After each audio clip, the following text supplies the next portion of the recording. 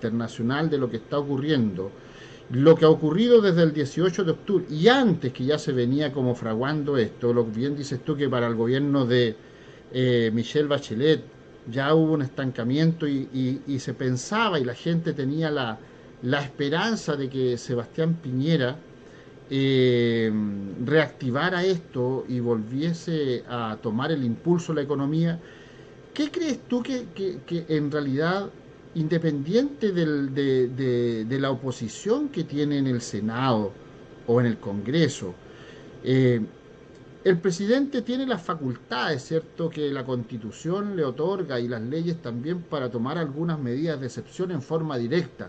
¿Por qué crees tú que no lo ha hecho el presidente? Sobre todo él, que es un empresario y que y está viendo en la situación que está cayendo Chile. Es una gran pregunta. Nosotros nos hemos hecho esa pregunta todos estos últimos 9 meses. Se ve un gobierno débil, hay una falta de carácter, una cierta falta de coraje. Eh, Básicamente el problema principal es que él no le da autoridad a las policías, a carabineros y a la policía de investigaciones para imponerse por la fuerza frente a toda esta escalada de violencia que destruyó todas estas estaciones del metro, toda esta cantidad gigantesca de supermercados y los miles de pequeños negocios de gente modesta en distintas poblaciones de Santiago que fueron destruidos por este saqueo masivo, incluyendo los ataques reiterados a la policía, intentando quemar carabineros, intentando asesinarlos en el suelo entre grupos masivos, cuando algún carabinero, algún policía quedaba aislado. En fin, una hecatombe que se vio muy fuerte primero en Santiago, pero se vio después en provincia, finalmente se vio en todos los pueblos de Chile. Eh, ¿Qué se podría haber hecho? Se podría haber dado autoridad a la policía para imponerse, pero al contrario, se les ha impedido a los policías no solo defender Chile, sino que defenderse ellos mismos. Y los policías que han tratado de actuar de forma natural, como corresponde, para tratar de imponerse como autoridad, frente a la violencia, responder con más fuerza para restablecer el orden, son sacados, son procesados, pierden su trabajo, pierden, incluso caen prisioneros, y sus familias pierden sus ingresos, incluso tienen muchas dificultades para defenderse legalmente en el sistema. Hay una cadena de cosas que les ocurren a la policía y a investigaciones cuando ellos tratan de imponerse, como sería lo lógico que hicieran para salvar a toda la sociedad chilena y al país en su conjunto. Cuando intervinieron las Fuerzas Armadas, por exigencias de establecer el orden, al principio las Fuerzas Armadas fueron respetadas, pero cuando rápidamente se dieron cuenta que no tenían autoridad y el gobierno no les permitía ejercer la fuerza tampoco a las Fuerzas Armadas, y los que la ejercieron fueron procesados y fueron encarcelados y perdieron su trabajo, perdieron su, su profesión, también perdieron toda autoridad a las Fuerzas Armadas y la escalada de violencia aumentó y se impuso. Entonces, al final, ¿cuál ha sido el gran defecto del gobierno? Que el gobierno mismo ha permitido la autodestrucción de Chile al no autorizar a las policías a restablecer la ley y a poner orden.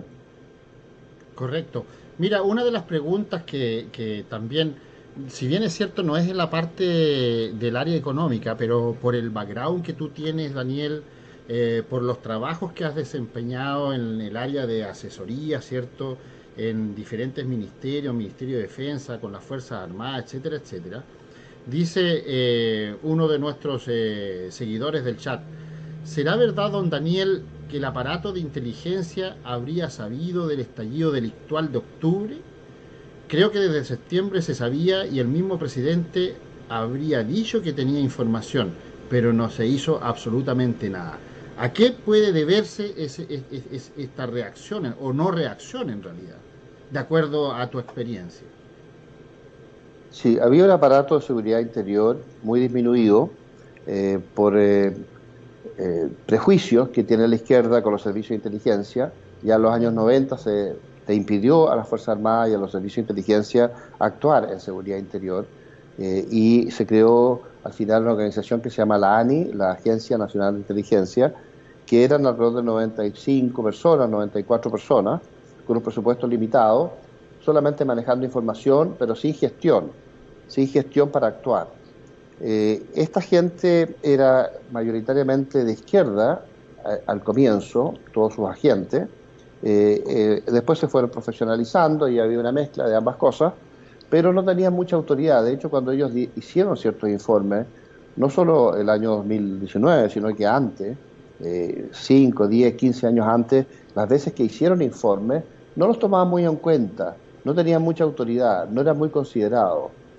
Por lo tanto, muchas veces alguien leía estas cosas, las encontraba curiosas, no tomaba ninguna medida al respecto y las guardaba en un archivo. Y eso fue casi una práctica. Por lo tanto, efectivamente, el año 2019, el año pasado, antes del 18 de octubre, la ANI sí habían informado que se había producido un estallido de estas magnitudes y no lo tomaron en cuenta, no le creyeron, pensaron que era una opinión más, como se había dado en el pasado, y pasó desapercibida. Y vino esta hecatombe y el sistema no supo cómo reaccionar y el gobierno no le dio autoridad a las fuerzas de orden para imponerse. Ok, mira, ahí creo que está la respuesta a la persona que nos estaba consultando en el chat. Otra pregunta que se hace también, y es recurrente, y dice, de acuerdo al aumento de la violencia en las actividades en la Araucanía, ¿es pertinente aplicar la ley de seguridad interior del Estado o la ley antiterrorismo? Porque los hechos efectivamente son hechos de carácter terrorista, o sea, mundialmente, por cosas menores, se aplica la ley antiterrorismo en los países. ¿Qué es lo que está pasando en la Araucanía? ¿Por qué crees tú que está tan débil el accionar del gobierno ante estos hechos que son bastante lamentables?